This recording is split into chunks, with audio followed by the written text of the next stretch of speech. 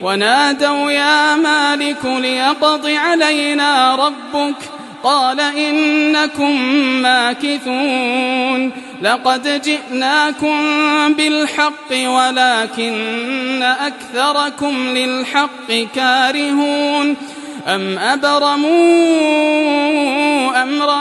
فإنا مبرمون أم يحسبون أنا لا نسمع سرهم ونجواهم بلى ورسلنا لديهم يكتبون